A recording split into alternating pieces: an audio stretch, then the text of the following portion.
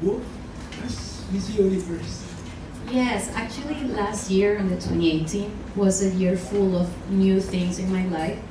I get this new position with Miss Venezuela's national director. I moved from New York to Miami to Venezuela, so I have like three storages around around different places. I got married, and one it was actually working in my book. I became a keynote speaker. I love to communicate, I love to speak, but I also love to create an impact with the experience of my personal life during pageantry, during college, during my childhood. So I started a movement called Choose You. In Spanish is Elígete a ti. I'm trying to empower young people to put themselves first, no matter what is the challenge that you have in your lives. So I already did a couple conferences in between Miami, Costa Rica, Panama, a couple cities of Venezuela, and I'm planning to, I'm actually working in my book, trying to give the community a practical guideline to how to follow my manifesto, which is composing 5 different strands. So yes, the book is coming. I hope so for this year we can launch it. Hi Gabriela, I'm Voltaire. So nice to see you here. Again, we have like 5 pictures together. Yes, from Sanya. Actually, that was one of my highlights because when I saw you there, I was having dinner with Megan. Yes. Wait. It was Megan and it was Stephanie Miss World the same night. I was like, is that Gabriela? Good to see you there. But I'm glad that you're here and the Philippines welcomes you. Now, you were Miss Venezuela, Miss Universe.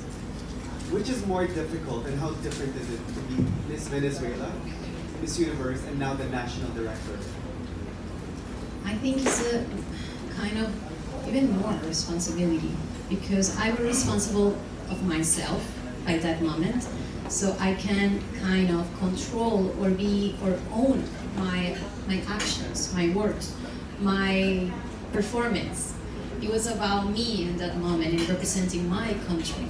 But in this case, as a national director, I think that the responsibility is bigger because I will be working with a title holder. I'm actually leading the communications and the relationship with the franchise. So now it's not just being a pretty face or being a role model or becoming a spokesperson or represent an organization. Now I'm part of an organization that needs to form, train, and actually be responsible of, not budget, that's not my area, but be responsible in my case as a public relations and training director of Miss Venezuela. I have the responsibility to create a pensum of education and training program for our title holders from the different 3 Grand Slam, Miss Universe, Miss World, and Miss International.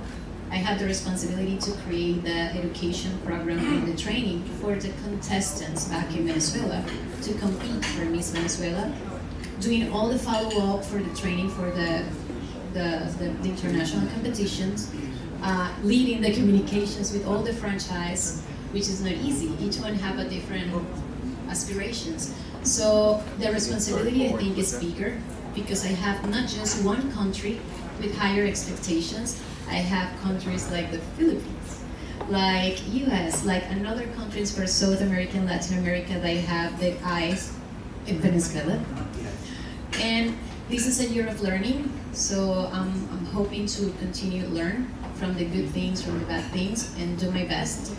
And I think from the experience I can bring something different to the organization, and my expectation is just to bring more hope and happiness to my country. Thank you. I'm sure a lot of our friends also are very curious, and I think one of the more common questions that they're probably asking is, what has the Miss World organization, Miss World Philippines, have to do with a former Miss Universe? So, can you tell us more about how your relationship with Mr. Vegafria happened? How did it all start? Well, actually, yes. People does not get used to see someone from Miss World working with Miss Universe. But We actually crossed in Sanja. We didn't met. We didn't have a conversation in Sanja. He was judging Miss World competition, December 8th, and I was there as a national director. But actually, everything started a year ago when my agent back in New York, and I was having a conversation with him, and I say, I really want to go back to the Philippines, to Indonesia, to that side of Asia that gave me so much love and so much respect. And I really want to explore as well opportunities. I saw that a couple former Miss Universe came to Asia, actually to expand their careers. And 1 year ago, we text and we call Arnold, like, hey, I have Gabriela, she's very curious about the Filipino market and the Asian market. But that conversation just ends over there because I was working in New York, I was based there. And this year I called my agent and said, hey, do you remember when I say that I was looking forward to explore Asia? Well, this is the time. So we contact back Arnold, and we met here in Manila a couple weeks ago. And now he will be acting as my business manager here in Asia and the Pacific. Looking forward to have more reasons to come back to the Philippines. That's great. We're looking forward to that. Can we have a few words from Mr. Vega Frio?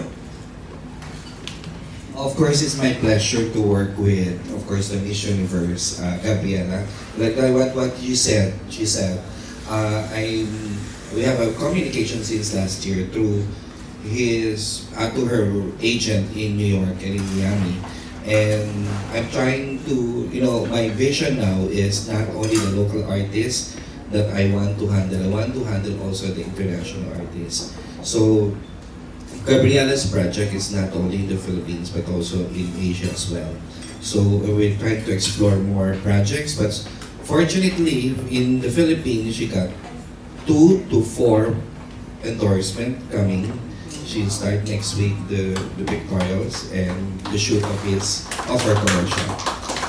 Thank you, and we're very positive that we can get more projects. And good thing is she has the heart of a Filipina. She likes Philippines, she likes Asia. So that's the reason also that this endorsement, these companies are eager also to help to support her because of her, her passion in promoting not only the Miss Universe but also the Philippines as well. She went around the country to explore the beauties of our country, especially our natural resources.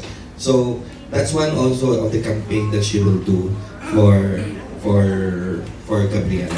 So thank you, Gabriela, for the trust and confidence of getting me as your business manager for Asia and Pacific. Thank you. Molly? Can we have a few words from Gabriela first?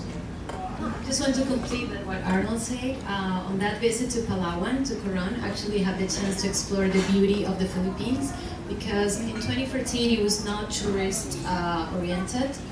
Everything was on recovery time.